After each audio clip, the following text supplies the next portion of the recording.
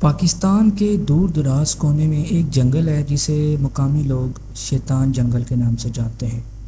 نسلوں سے اس کی پریشان فطرت کے وسوسوں نے گاؤں والوں کو دور رکھا ہے۔ گھنے پودوں، مڑے ہوئے درخت اور اس جگہ پر لٹکی ہوئی خوفناک خاموشی، سب اس کی خوفناک ساکھ میں معاون ہے۔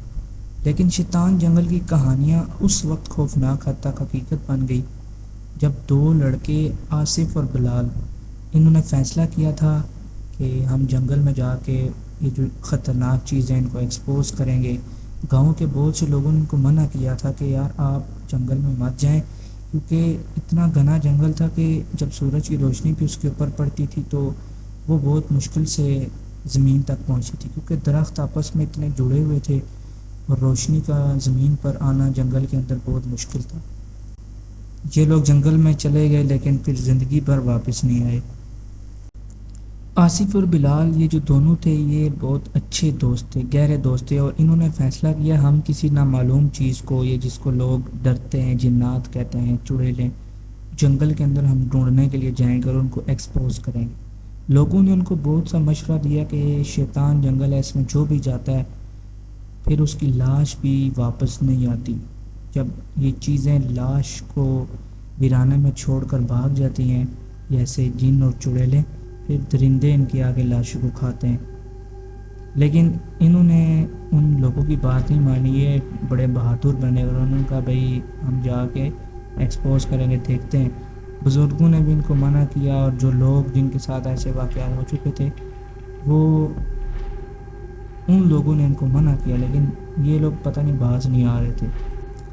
ایک صبح سویرے ناشتے سے بھرے بیگ، ایک ٹارچ اور ایک نقشہ جو انہوں نے پرانے افسانوں سے کھینچا تھا، منسلک ہو کر آصف اور بلال جنگل کی طرف روانہ ہوئے۔ ابتدائی گھنٹے ہنسی اور جوش و خروش سے بھرے ہوئے تھے۔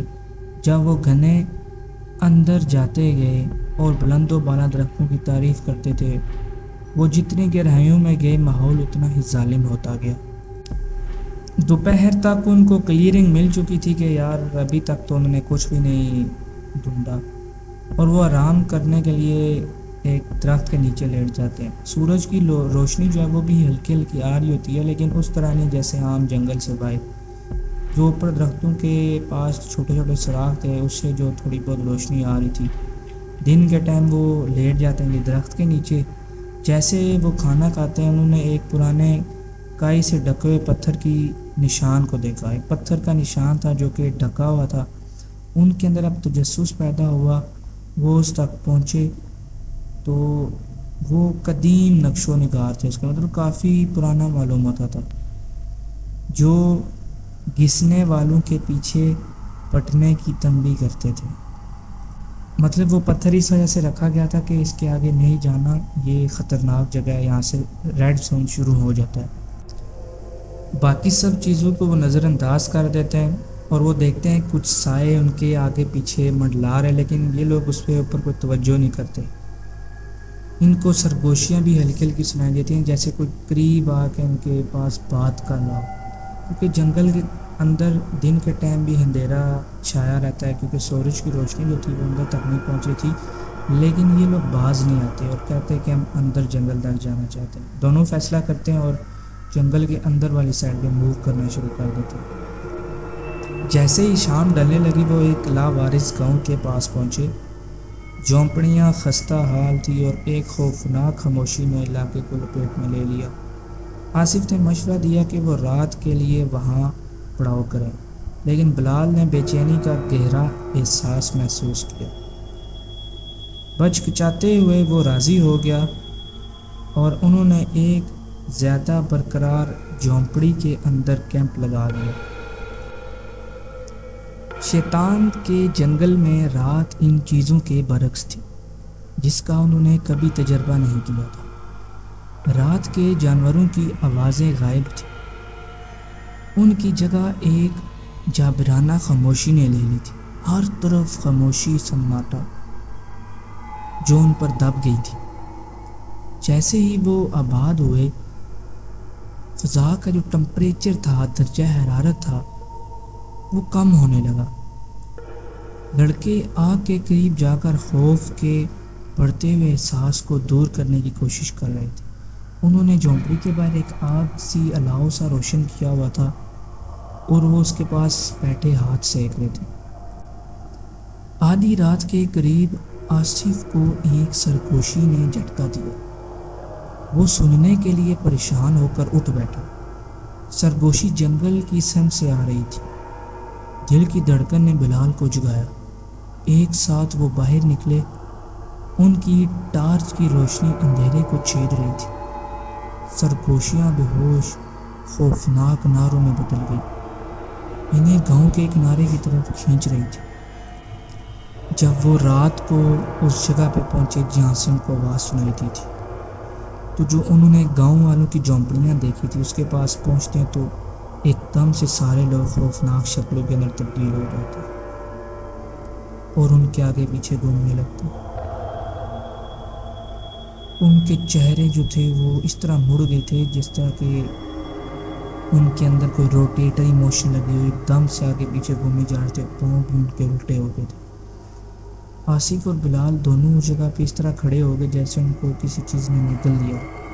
یہ سامنے سے قاصر تھے کہ وہ کیا دیکھ رہے ہیں۔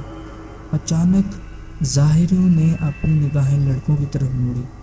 ان کی آنکھیں شرارتی دھارے سے چمک رہی تھیں۔ وہ ان کو بھوکی نظروں سے دیکھ رہے تھے، ان دونوں کو، یعنی آصف اور بلال کو۔ خوف و ہراس پھیل گیا اور وہ واپس اپنی جھونپڑی کی طرف بھاگے۔ نعرے بلند ہوتے گئے۔ اب قدیموں کی آوازوں کے ساتھ لڑکوں نے دروازہ بند کر دیا، لیکن اس کا کوئی فائدہ نہیں تھا۔ بھوت دیہاتی جھونپڑی کے اندر ڈلنے لگے۔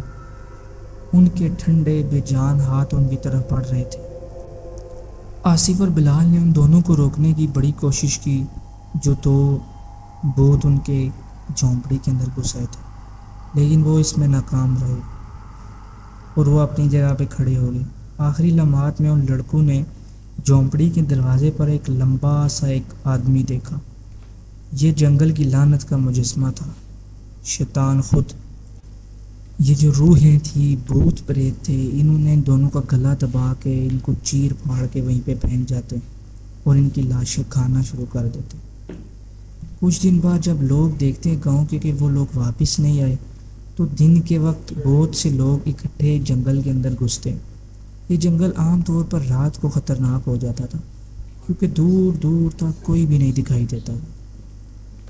کچھ لوگ آئے، انہوں نے ان کا سامان دیکھا، جگہ جگہ ان کو نشان ملے کہ لڑکے اس طرف آنے ہوں گے۔ بیگ ان کو کچھ ملے، کچھ کپڑے وغیرہ انہوں نے دیکھے یا کچھ ان کی استعمال کی چیزیں، ان کو پتہ چل گیا کہ لڑکے اسی سائڈ پہ آئے ہوں گے، لیکن ان کو لڑکے کیا لڑکوں کی لاشیں تک نہیں ملی۔